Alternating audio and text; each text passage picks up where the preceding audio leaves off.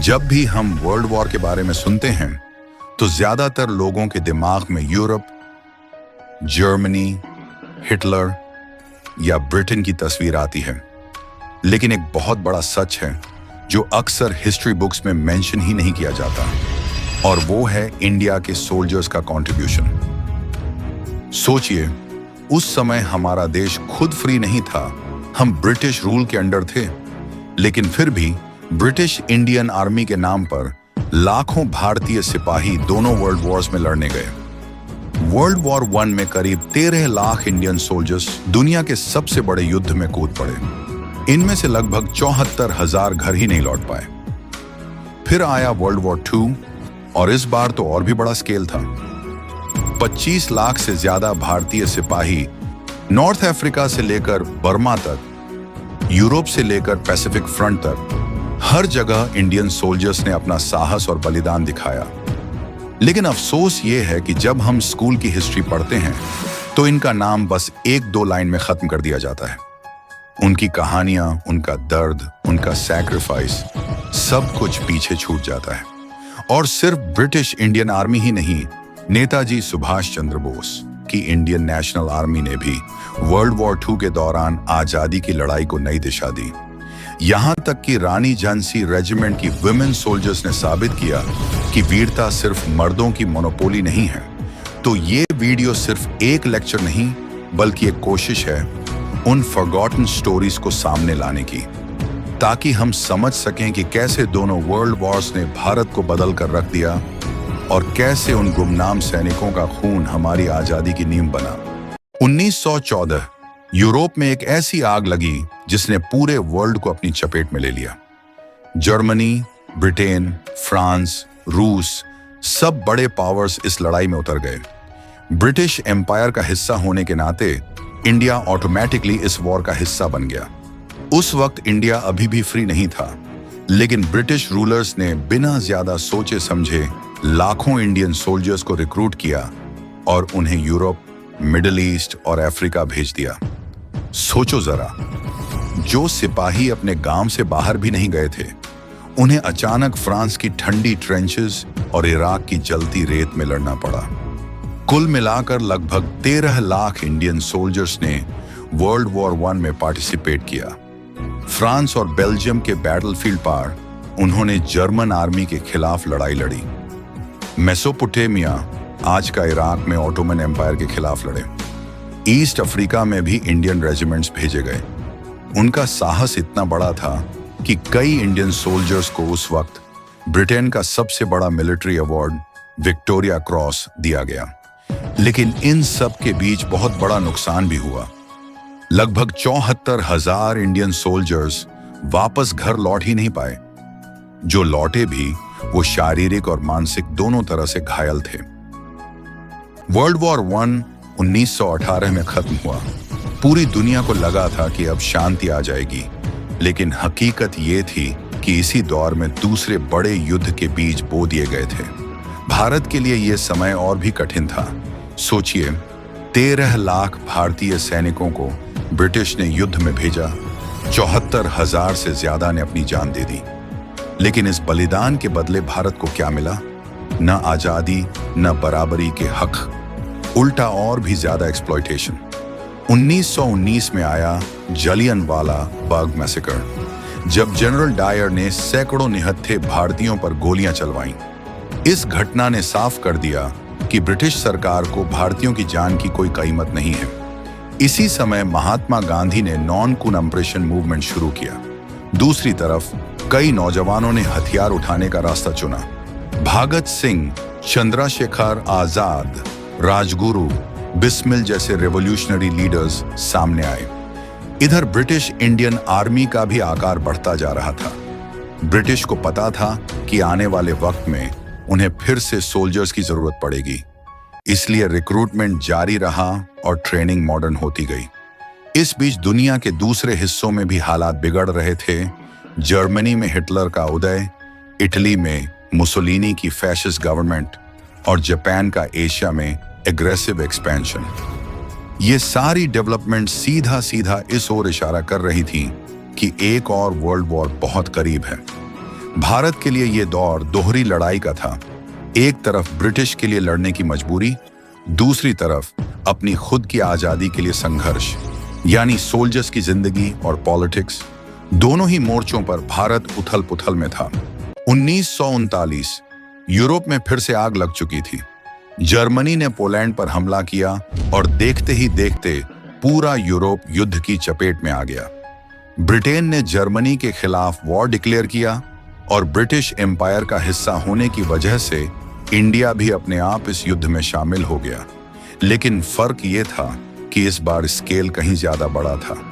World war II में करीब 25 लाख भारतीय सैनिक शामिल हुए। ये उस समय की दुनिया की सबसे बड़ी वॉलंटियर आर्मी मानी जाती है। भारतीय सैनिक कहां-कहां लड़े। नॉर्थ अफ्रीका, यहां रोमेल की जर्मन सेना और ब्रिटिश फोर्सेस के बीच बड़ी लड़ाइयां हुई। इंडियन ट्रूप्स ने लीबिया और इजिप्ट के रेगिस्तानों में साहस दिखाया। यूरोप, इटली और फ्रांस में भी भारतीय सैनिक भेजे गए। मॉन्टे कैसिनो की लड़ाई में उनका योगदान इतिहास में दर्ज है। बर्मा फ्रंट, ये इंडिया के लिए सबसे नजदीकी और खतरनाक मोर्चा था। जापानीज आर्मी ने बर्मा होते हुए इंडिया पर आक्रमण करने की कोशिश की, लेकिन इंडियन सोल्जर्स ने कोहिमा और इम्फाल जैसी लड़ाइयों में जान देकर दुश्मनों को रोका। मलाया और सिंगापुर, यहाँ बहुत सारे इंडियन सोल्जर्स युद्धबंदी POW बने और यहीं से आगे चलकर इंडियन नेशनल आर्मी की नींव रखी गई। चुनौतियां और बलिदान इंडियन सोल्जर्स को सिर्फ दुश्मनों से ही नहीं बल्कि युद्ध की परिस्थितियों से भी लड़ना पड़ा। गर्मी, बारिश, जंगलों की बीमारियां, ठंडे मोर्चों पर बर्फ और बर्फानी तूफान, सप्लाई की कमी और रेसिज्म, सब कुछ झेलना पड़ा। फिर भी उन्होंने जबरदस्त डिसिप्लिन और करेज दिखाया। वर्ल्ड वॉर II में लगभग 87,000 भारतीय सैनिक शहीद हुए और लाखों घायल या कैद हो गए। युद्ध के असर इस युद्ध ने भारत को हिला दिया। ब्रिटिश ने रिसोर्सेज का इस्तेमाल युद्ध में किया, जिससे भारत में फूड शॉर्टेज और बेंगल फैमिन जैसी त्रासदियां सामने आईं। साथ ही सोल्जर्स के बलिदान ने इंडियंस को यह सोचने पर मजबूर कर दिया, जब हम अपनी जान दे सकते हैं तो फिर हमें फ्रीडम का हक क्यों नहीं मिलना चाहिए।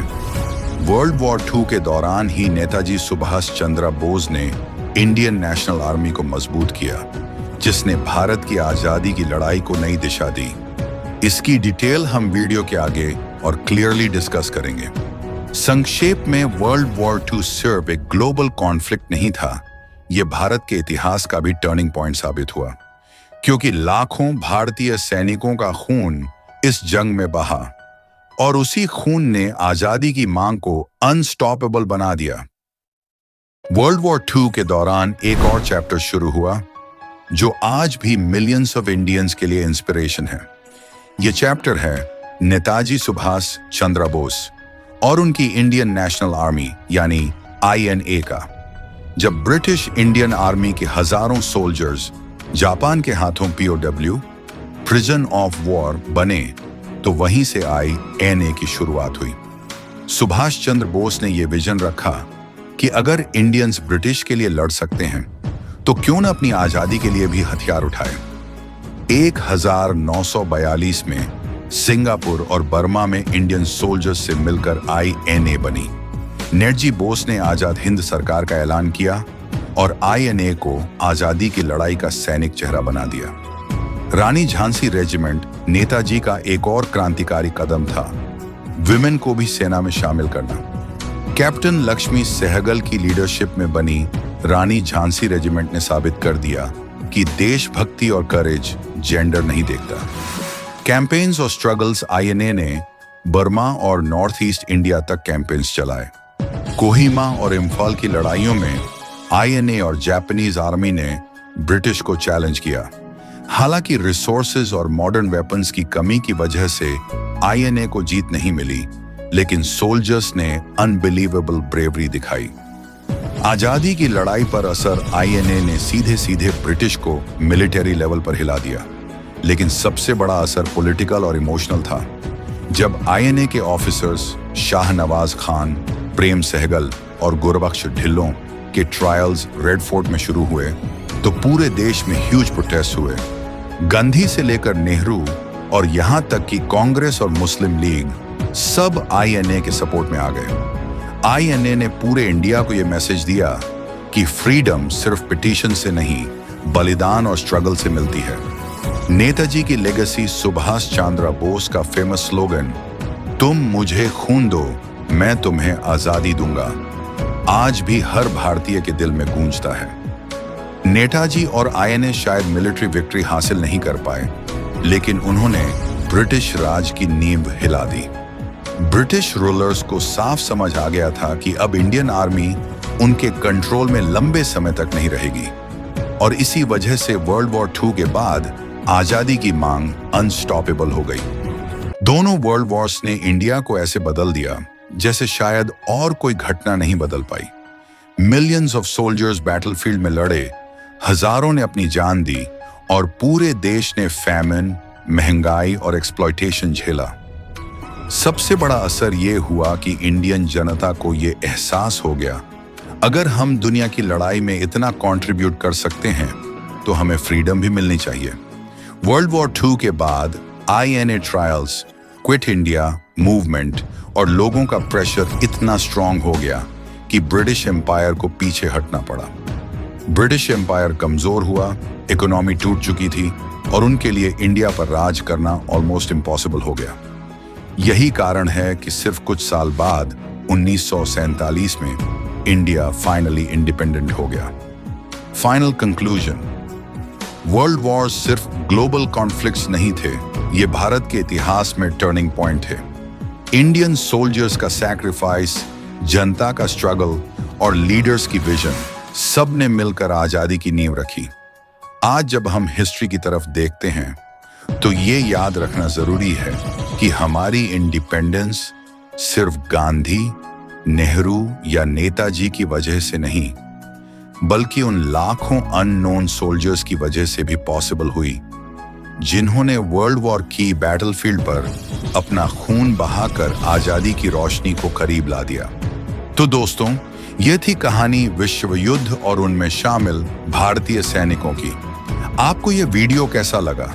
कमेंट में जरूर बताइए। अगर अच्छा लगा हो तो लाइक और शेयर करना मत भूलिए, और हाँ, ऐसे ही और दिलचस्प इतिहास के टॉपिक देखने के लिए चैनल को सब्सक्राइब जरूर कीजिए। अगले वीडियो में हम एक और ऐसा चैप्टर लेकर आएंगे जो शायद आपने स्कूल की किताबों में विस्तार से कभी सुना ही नहीं होगा। तब तक के लिए जय हिंद।